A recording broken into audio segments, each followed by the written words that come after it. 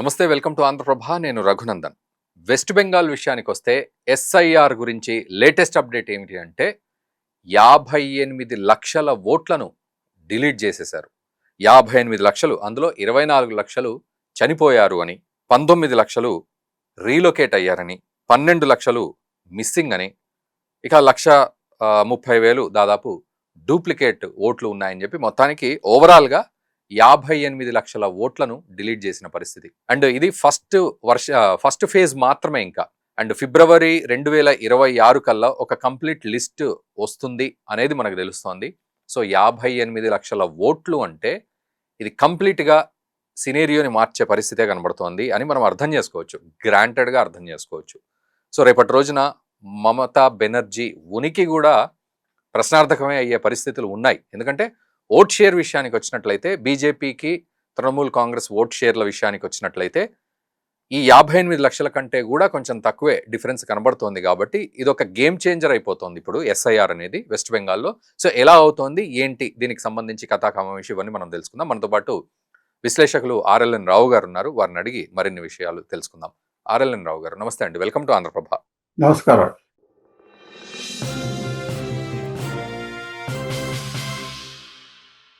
So ఏమిటి sir, ఇప్పుడు 58 లక్షల ఓట్లు డిలీట్ చేశారు అనేది ఫ్రెష్గా వస్తున్న అప్డేట్. దీన్ని బట్టి ఇది ఒక గేమ్ చేంజర్ సిచ్యువేషన్ కనబడుతోంది, ఒక సినిమా రివర్స్ అయ్యే పరిస్థితులు కనబడుతున్నాయని మనం గ్రాంటెడ్గా తీసుకోవచ్చా? ఎట్లా అర్థం చేసుకోవాలి సినేరియోని? అంటే ఈ రోజు డ్రాఫ్ట్ పబ్లిష్ అవుతుందండి. డ్రాఫ్ట్ లిస్ట్ అనేది ఈ రోజు పబ్లిష్ అవుతుంది, 16వ తేదీ. అంటే ముందర కంటే ఒక వారం రోజులు టైం ఇచ్చారు, పబ్లిష్ అవుతుంది. ఇది కేవలం ఫస్ట్ మీరు చెప్పిన 58 లక్షలు మాత్రం కేవలం ఒక ఫస్ట్ స్టెప్పే. అవును. 3 రోజుల్లో డేటా ఎంట్రీలో 1,25,00,000 ఎంట్రీస్ అయినాయి వెస్ట్ బెంగాల్. ఈ ఎంట్రీస్ గవర్నమెంట్ స్టాఫ్ చేయలేదు, తృణమూల్ కాంగ్రెస్ కార్యకర్తలందరినీ పెట్టి ఒక మ్యాసివ్గా ఒకసారి మొత్తం ఫీడ్ చేశారు. అది లాస్ట్ మంత్ ఎండ్లో అయినట. 3 రోజుల్లో కూర్చొని అందరు కూర్చొని 100 మంది ప్రతి సెంటర్లో కూర్చొని ఫీడింగ్ చేశారు అన్నటువంటిది ఒక ఆరోపణ అయితే తీవ్రంగా వస్తుంది. దీని మీద ఎంక్వైరీ స్టార్ట్ అయింది.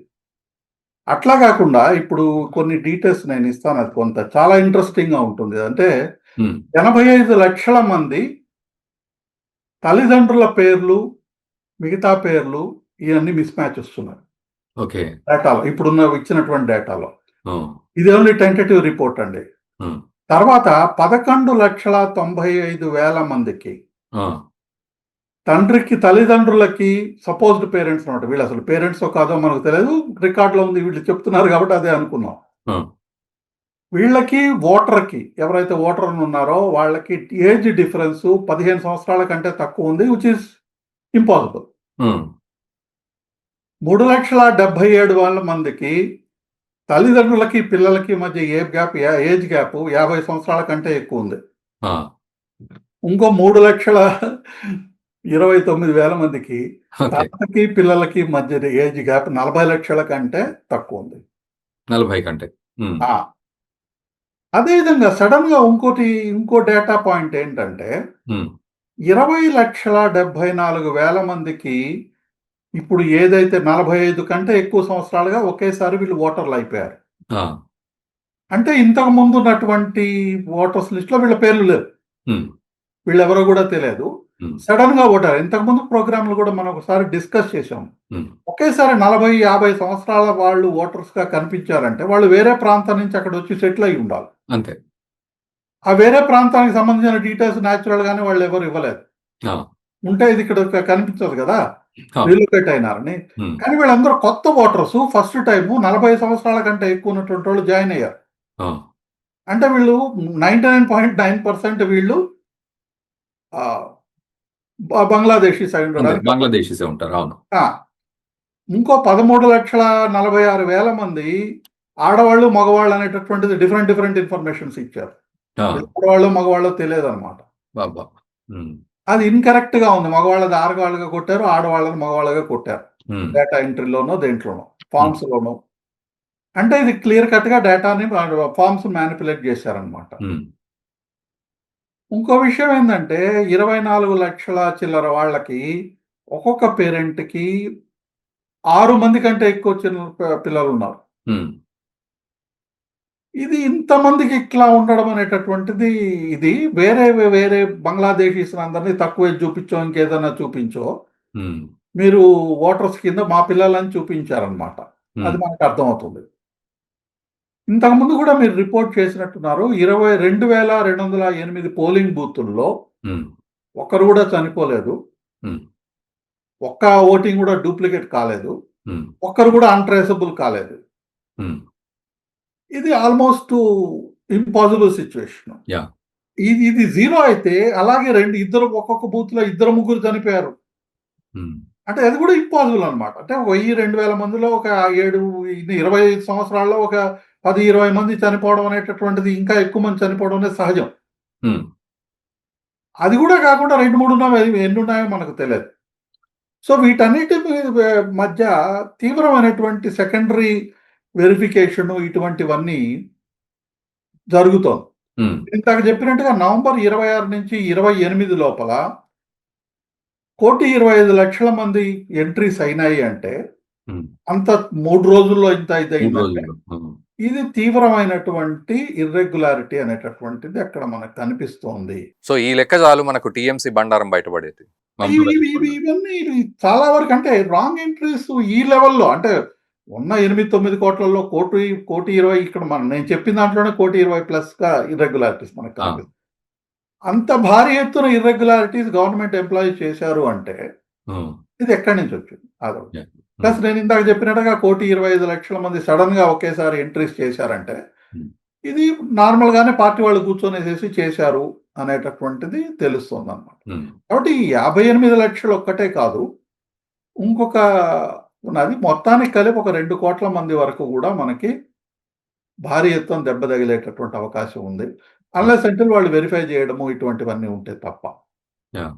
ఇవన్నీ కానీ భారీ ఎత్తున అయితే ఇర్రెగ్యులారిటీస్ అయితే ఎక్స్పోజ్ అయింది. మళ్ళీ సెకండరీ వెరిఫికేషన్ ఇవన్నీ వచ్చేటటువంటి అవకాశం ఉంది. ప్లస్ ఇది ఓన్లీ బిగినింగే, ఇంకొక మళ్ళీ మాత్రం అయితే ఖచ్చితంగా అవుతుంది. సో ఓవరాల్ గా ఎన్ని ఫేజెస్ ఉన్నాయి సార్? ఇప్పుడు ఫస్ట్ ఫేజ్ అయిపోయింది.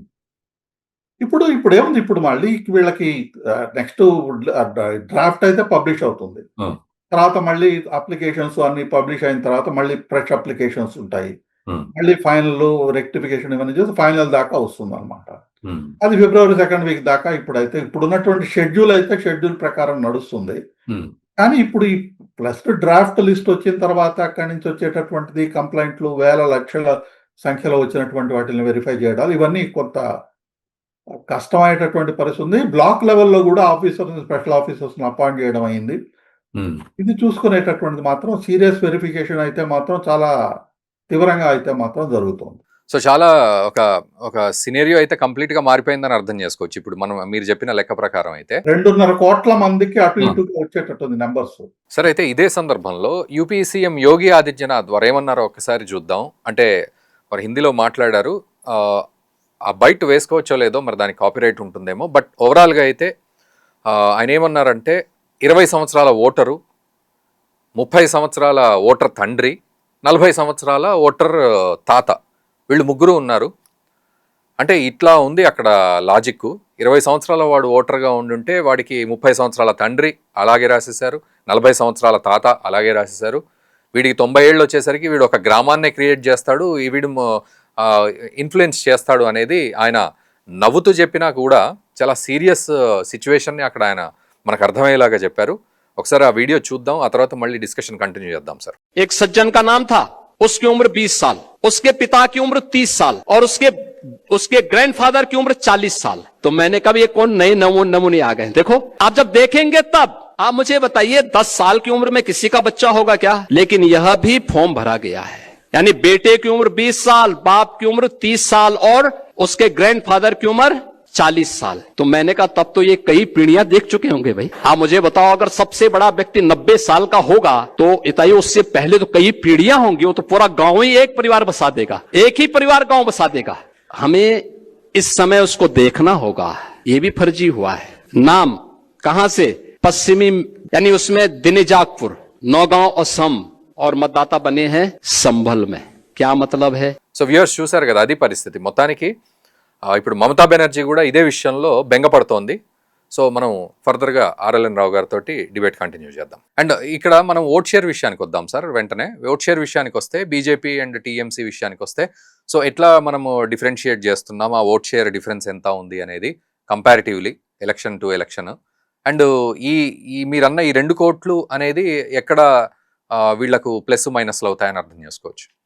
అంటే ఇప్పుడు డెలిబరేట్‌గా ఇర్రెగ్యులారిటీస్ చేశారు అన్నట్లయితే గవర్నమెంట్ ఎంప్లాయీస్ దగ్గర నుంచి ఇంకా లోకల్ పాపులేషన్ గాని, టీఎంసీ వర్కర్స్‌కి గవర్నమెంట్ ఎంప్లాయీసే టీఎంసీ వర్కర్స్. మొదటి నుంచి కూడా వెస్ట్ బెంగాల్‌లో సీపీఎం ఆ తర్వాత టీఎంసీ గవర్నమెంట్ వర్కర్స్ లాగానే పనిచేస్తారు వాళ్ళు. పేరు గవర్నమెంట్ ఎంప్లాయీసే గాని పార్టీ వర్కర్స్ గానే ఉంటారు వీళ్ళు. కాబట్టి ఇన్ని ఇర్రెగ్యులారిటీస్ జరిగినటువంటి వాటిలో 99% డెలిబరేట్‌గా గవర్నమెంట్ ఎంప్లాయీస్, పార్టీ వర్కర్స్ కూర్చొని చేసినటువంటి ఇర్రెగ్యులారిటీసే మనకు కనిపిస్తాయి. పొరపాటుగా ఉండేటటువంటివి ఉంటే ఒక 5% ఎంతో ఉండొచ్చు గానీ, నార్మల్‌గా మనుషులు చేసేటటువంటి మనం ఎంట్రస్‌లు ఫార్మ్స్‌లో వాటిలో ఫిలప్ చేయడము, లేదా డేటా ఎంట్రీలో ఉన్నటువంటివి తప్పితే, ఇన్ని భారీ ఎత్తుగా ఆల్మోస్ట్ ఉన్నటువంటి 7.5 కోటి 8 కోట్ల మందిలో 2 కోట్ల వరకు ఇర్రెగ్యులారిటీస్ ఎంట్రీస్‌లో ఉన్నాయి అనుకున్నట్లయితే మాత్రం భారీ ఎత్తున అయితే మాత్రం ఇర్రెగ్యులారిటీస్ జరిగాయి. అంతవరకైతే మనకి ఇప్పుడు క్లియర్ కట్‌గా తెలుస్తోంది. ఇది మళ్ళీ మా పక్క వచ్చి ఎంత వస్తుంది అనేటువంటిది చూడాలి ఫైనల్. డ్రాఫ్ట్ మాత్రం ఈ రోజు పబ్లిష్ అవుతుంది. అంటే ఇక్కడ నేను 2021 లెక్క తీసుకుంటే టీఎంసీ 48% ఉంది, బీజేపీ 37%, 38% వరకు వచ్చింది. సో ఒక 10% డిఫరెన్స్ ఉంది. అండ్ 2,29,00,000 బీజేపీ అయితే 2,89,00,000 టీఎంసీకి అన్నట్టుగా వస్తున్నాయి. అంటే దాదాపు 60 లక్షల వరకే ఇక్కడ డిఫరెన్సెస్ కనబడుతూ ఉన్నాయి. సో పెద్ద డిఫరెన్స్ ఏం లేదు. మీరు చెప్పినట్టు 2 కోట్ల మంది అని అంటే ఆబ్వియస్గా ఇది టర్న్ అయిపోతుందా? ప్లస్ ఇంకోటి మళ్ళీ మనం ఇది కావటం మతువ సమాజానికి చెందినటువంటి వాళ్ళందరినీ సిఏఏ ప్రకారంగా ఓట్ల లిస్టులోకి భారీ ఎత్తున ఎంట్రీస్ అయితే అవుతున్నాయి. సో వాళ్ళందరూ కొత్త ఓటర్స్ వస్తారు. అదందరూ హిందువులు ఉంటారు. వీళ్ళు ప్రో బీజేపీ అటువంటి ఓట్ ప్యాక్ అయితే ఉన్నది. అది కూడా ఏర్పడుతుంది. అది కూడా ఇంకొక విధమైనట్టుంది. కాబట్టి ప్రస్తుతానికి అయినట్టయితే తృణమూల్ కాంగ్రెస్‌కి చాలా కష్టమైన పరిస్థితి అయితే ఉంది. అండ్ మమతా బెనర్జీ ఏమంటోంది, మీ పేర్లు కనుక లేకపోతే మీ వంటింట్లో ఆయుధాలు ఉన్నాయి కదా, వాటిని తీసుకొని మీరు ముందుకు రండి ఆడవాళ్ళు, మీ వెనక మగవాళ్ళు ఉంటారు, పార్టీ వాళ్ళు ఉంటారు అని చెప్తోంది. సో అంటే ఆ ఊరికినే ఇటువంటివి మాట్లాడదు. అటు అనుకున్నట్టయితే మీరు రీసెంట్‌గా మనం వక్ఫ్ యాక్ట్ వచ్చినప్పుడు మేము తీయలేమనేసి పెద్ద మాట్లాడింది. తర్వాత వక్ఫ్ యాక్ట్ యాక్సెప్ట్ చేసింది కదా ఆమె. ఎక్కువ ఓవర్ యాక్షన్‌గా మాట్లాడడం అనేటటువంటిది ఈమె మొదటి నుంచి చేస్తుంది. అంతేగాని పూర్తిగా ప్రభుత్వానికి వ్యతిరేకంగా చేసినట్టయితే మాత్రం రాష్ట్రపతి పాలన వస్తున్నది అన్నటువంటి భయం ఆమెకుంది. ఆమె ఇన్‌ఫాక్ట్ ఆమె స్టేట్మెంట్స్ ఇచ్చింది. ఎస్ఐఆర్‌కి నేను వ్యతిరేకంగా చేసి ఆపడానికి ప్రయత్నం చేసినట్లయితే రాష్ట్ర ప్రభుత్వాన్ని బర్ఖాస్తు చేసి మళ్ళీ కొత్త ఎన్నికలు, కొత్త ఇవి రాష్ట్రపతి పాలనలో జరుగుతాయి అనేటటువంటిది భయం ఉంది ఆమెకు. ఆ స్టేట్మెంట్లు కూడా ఇచ్చింది. ఇదంతా ఎస్ఐఆర్ తీసుకొని వచ్చారు, నేను వ్యతిరేకించినట్లయితే రాష్ట్రపతి పాలనలో ఎన్నికలు నడుస్తాయి అన్నటువంటి భయం అయితే మాత్రం ఆకుంది. ఓపెన్ గా చెప్తున్నారు. కాబట్టి వీళ్ళకి రాష్ట్రపతి పాలనలో ఎన్నికలు జరిగాయి అంటే మాత్రం అసలు అతిపతి ఉండదు. ఇంకోటి కూడా ఏంటంటే పెద్ద గేటెడ్ కమ్యూనిటీస్‌లోను, అపార్ట్మెంట్స్‌లోను 500 మంది కంటే ఎక్కువ ఓట్లు ఉన్నట్టయితే అక్కడ సెపరేట్‌గా ఒక బూత్ చేయడం అనేటటువంటిది రూల్ పెట్టారు. దీన్ని తీవ్రంగా వ్యతిరేకించింది టీఎంసీ. అంటే ఏంటంటే నార్మల్‌గా ఇటువంటి గేటెడ్ కమ్యూనిటీస్, అపార్ట్మెంట్ కాంప్లెక్స్‌లో వేల మంది ఎట్లయితే ఉంటారో అర్బన్ ఏరియాస్‌లో వీళ్ళు ఏం చేస్తారంటే గేట్ ముందర వెళ్ళేసి వీళ్ళు కుర్చీలు వేసుకొని కూర్చుంటారు. ఇంతకుముందు అయితే సిపిఐఎం, ఇప్పుడు టీఎంసీ వాళ్ళు. దాంట్లో నుంచి ఎవరు బయటికి రావడానికి లేదు. వాళ్ళ ఓట్లని దొంగ ఓట్లు వేసుకుంటారు. ఓకే, రిగ్గింగ్ జరుగుతుంది. అదేవిధంగా చచ్చిపోయినటువంటి వాళ్ళ పేర్లలో దొంగ ఓట్లు వేసేస్తారు. కాబట్టి చచ్చిపోయినటువంటి వాళ్ళు ఎవరు కదా, ఎవరు వేయటం లేదని కాదు. ఎంతమంది చచ్చిపోయినటువంటి వాళ్ళ ఓట్లలో మీకు దొంగ ఓట్లు అనేది ఖచ్చితంగా పడతారు. మీరు ఇంకో విషయం కూడా గమనించాలి. ఈ చచ్చిపోయినటువంటి వాళ్ళు ఇవన్నీ తీసుకున్నా కానీ వరుసగా వెస్ట్ బెంగాల్లో 80% పోలింగ్ జరుగుతుంది ప్రతి ఎలక్షన్స్‌లో. ఈ చచ్చిపోయిన వాళ్ళకి వీళ్ళందరూ ఓట్లు వేయకుండా 80% రావడం అనేది అసంభవం. కాబట్టి చచ్చిపోయిన వాళ్ళ ఓట్లు ఫోటో ఐడెంటిటీ కార్డ్స్ లేకుండా ఓటర్స్ లిస్టులో ఐడెంటిటీ కార్డు చూడకుండా ఓట్లు వేశారు అంటే అది రూలింగ్ పార్టీ వాళ్ళు వేయరు. అంతేగాని అపోజిషన్ వాళ్ళు వేయలేదు కదా. కాబట్టి మీరు చాలా మంది బంగ్లాదేశీస్కి ఓట్లు లేనటువంటి వాళ్ళని కూడా తీసుకొని వచ్చేసేసి మీ చచ్చిపోయిన వాళ్ళ ఓట్లు వేయిస్తారు అక్కడ. సో ఈ చచ్చిపోయిన ఓట్లు వెళ్ళిపోతాయో ఆ ఓట్లన్నీ తగ్గు తృణమూల్ కాంగ్రెస్ పడవే. లేకపోతే 80% పోలింగ్ జరగదు.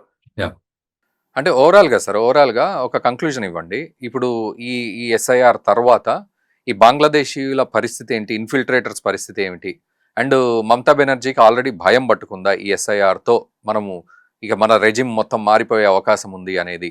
సో ఎట్లా ఉండబోతోంది ఎలక్షన్స్ అండ్ దాని రిజల్ట్ ఎలా ఉండబోతోంది అంటే ఏం చెప్తారు? మీరు ఇందాక చెప్పినట్టుగా ఓవరాల్ ఓటింగ్ పర్సంటేజ్ డిఫరెన్స్ అయితే చాలా తక్కువ ఉంది టైప్ ఫైట్లో. మీరు కాంగ్రెస్ ఇటు సిపిఎం ఓట్లు తీసుకున్నట్టయితే అవి కానీ యాడ్ చేసినట్టయితే బీజేపీ ఇంకా చాలా దగ్గర వెళ్తుంది. అవునవును. గత 5 సంవత్సరాల్లో కాంగ్రెస్ బాగా బలహీన పడిపోయింది, సిపిఎం కూడా చాలా వీక్ గా ఉంది. సో కాబట్టి కొంత కాంగ్రెస్ సిపిఎం ఓట్స్ బేసిక్ గా యాంటీ టీఎంసీ ఓట్స్, అవి అవి బేసిక్ గా బీజేపీకి ఎక్కువ ట్రాన్స్ఫర్ అయ్యే అవకాశం ఉంది. అట్లా కాకుండా అన్నిటికంటే ఈ 52 కోట్లు నేను ఇందాక మాట్లాడినట్టుగా ఇవి బేసిక్ గా టీఎంసీ ఓట్స్, బేసిక్ గా ఇన్ఫిల్ట్రేటర్ ఓట్స్. ఈ ఎర్రర్స్ వచ్చినటువంటివి, దొంగ వచ్చినటువంటి అన్ని బేసిక్ గా బంగ్లాదేశీ ఓట్స్. ఇవి వెళ్ళిపోవడం వల్ల మేజర్ దెబ్బ అయితే ఏదవుతుందో 90% దెబ్బ అయితే జరుగుతుందో అది వీళ్ళకి జరుగుతుంది. కొత్త ఓట్లు, మతువా ఓట్లు ఏమంటే కొన్ని ప్రాంతాలకు కాన్సన్ట్రేట్ అయినప్పుడు ఆ ప్రాంతాల్లో అడ్వాంటేజ్ వస్తుంది, కానీ ఓవరాల్ గా అన్ని ఎమ్మెల్యే సీట్లలో అడ్వాంటేజ్ వస్తుందని మనం చెప్పలేం. అన్నిటికంటే ముఖ్యమైనది ఏంటంటే పబ్లిక్ లో ఒక విధమైన భయం ఏదైతే ఉందో, మమతా బెనర్జీని ఎవరు టచ్ చేయలేరు, అంతకుముందు సిపిఎంని ఎవరు టచ్ చేయలేరు అన్నటువంటి భయం పోయినప్పుడు గవర్నమెంట్ మారుతుంది. 2009 పార్లమెంటరీ ఎలక్షన్స్ లో ఎప్పుడైతే లాస్ట్ టైం కూడా మనం మాట్లాడాం, 19 ఎంపీ సీట్లు తృణమూల్ కాంగ్రెస్ గెలవంగానే సిపిఎం మీద భయం పబ్లిక్ పోయింది. 2011లో ఇవి గెలిచింది. ఈ విధంగా ఫోర్స్ఫుల్ గా ఎస్ఐఆర్ జరిగిన తర్వాత, ఈ విధంగా ఓట్లని తీసేసిన తర్వాత మమతా బెనర్జీని కూడా సెంట్రల్ గవర్నమెంట్ కంట్రోల్ చేయగలిగింది. ఈమె చేత ఫోర్స్ఫుల్ గా వక్ఫ్ యాక్ట్ కూడా ఇంప్లిమెంట్ చేయగలిగింది. ఇటువంటివన్నీ వచ్చిన తర్వాత పబ్లిక్ లో ఆ భయం పోతుంది. ఏవైతే గ్యాప్స్ ఏవైతే ఉన్నాయో, ఇందాక మనం అనుకున్నట్టుగా అపార్ట్మెంట్ కాంప్లెక్స్ దగ్గర లోపల పోలింగ్ బూత్ పెట్టడం, ఒకవేళ అక్కడ స్పేస్ లేకపోతే టెంట్లు అయినా పెట్టి మీరు పోలింగ్ బూత్లు పెట్టాలని చెప్పింది. అవును. సో ఈ విధమైన పరిస్థితి తీసుకొని వచ్చినప్పుడు బీజేపీ గెలుస్తుంది అనుకున్నట్టయితే, అంతకుముందు భయం వల్ల కానీ ఏదైనా రకరకాల కారణాల వల్ల టీఎంసీకి ఓట్లు వేసేటటువంటి వాళ్ళు మళ్ళీ ఇటు ఓట్లు వేస్తారు. కాబట్టి ఈసారి తృణమూల్ కాంగ్రెస్ గెలవడం అనేది చాలా కష్టం అనేటట్టు మాత్రం ఇప్పుడు అవుతుంది. పర్టికులర్ గా సైకలాజికల్ గ్రిప్ ఏదైతే, ఫియర్ ఏదైతే ఉందో అది చాలా వరకు డిస్ట్రాయ్ అయ్యే అవకాశం ఉంది. Right, thank you very much RLN Rao గారు. సో చాలా తక్కువ సమయంలో, మీకున్న బిజీ సమయంలో చాలా తక్కువ సమయంలో కంప్లీట్ ఇన్ఫర్మేషన్ ఇచ్చారు. అండ్ ఓవరాల్ గా మీరు చెప్పిన దాన్ని బట్టి చూస్తే ఆబ్వియస్ గా రేపు వచ్చే ఎలక్షన్స్ లో ఎటువంటి vote percentage, genuine vote percentage and దానికి వచ్చే రిజల్ట్ కూడా ఒక రకంగా మనకు ఒక అంచనా కూడా వచ్చేసిందని చెప్పాలి. ఒక ఎస్ఐఆర్ అనేది ఒక గేమ్ చేంజర్ లాగా కనబడుతుంది అనే దాంట్లో ఎటువంటి డౌట్ లేదనేది అర్థమవుతుంది. Thank you very much RLN Rao గారు. Thank you very much. నమస్కారం. సో వ్యూవర్స్, అది పరిస్థితి. మొత్తానికి ఎస్ఐఆర్ రావడం మమతా బెనర్జీ ఉనికిని కూడా కదిలించే పరిస్థితికి వచ్చేసింది. ఆమె నిజంగానే షేక్ అయిపోతుంది. ఎందుకంటే ఈరోజు ఇన్ని ఓట్లు తేడా వచ్చేసింది అని అంటే దాన్ని బట్టి మనం అర్థం చేసుకోవచ్చు రేపు ఓట్ శాతం, జెన్యూన్ ఓట్ శాతం ఎలా ఉండబోతోంది, దాని ఫలితం కూడా ఎలా ఉండబోతోందని చెప్పలేం. రాబోయే రోజుల్లో మమతా బెనర్జీ గద్దె దిగిపోయే అవకాశాలు ఎక్కువగా ఉండే పరిస్థితి కూడా రాదు అని అయితే మనం అనుకోలేం. ఎస్ఐఆర్ అటువంటి సిచ్యువేషన్స్కే దారితీస్తోంది. మొత్తానికి మంచే జరగాలని మనం కోరుకుందాం. అండ్ ఇప్పటి వరకు ఈ బంగ్లాదేశీయుల్ని అడ్డుపెట్టుకుని గెలిచిన తీరు, చేసిన గూండాయిజము, బెంగాల్ మొత్తం నాశనం అయిపోయింది. సో ఈరోజు బెంగాల్ బాగుపడాలని మనం కూడా కోరుకుందాం. ఖచ్చితంగా మంచి పాలన రావాలని మనము కోరుకుందాం. సో మీరేమనుకుంటున్నారో ఖచ్చితంగా కామెంట్ చేయండి. అండ్ ఈరోజు ఈ వీడియోని ఖచ్చితంగా మన మిత్రులకు కూడా షేర్ చేయండి, ఎందుకంటే ఇది ఒక కీలకమైన వీడియో అనే చెప్పాలి. సో ఈ ఓట్ షేర్ని మనం అంచనా వేస్తున్నాం ఈ వీడియోలో, ఎందుకంటే లక్షల్లో ఓట్లు ఇక్కడ గల్లంతయ్యాయి, డూప్లికేట్ ఓట్లని బయటపడ్డాయి. కాబట్టి ఇది ఖచ్చితంగా గేమ్ చేంజర్. సో ఈ వీడియోని మీ మిత్రులకు కూడా షేర్ చేయండి. Thank you very much.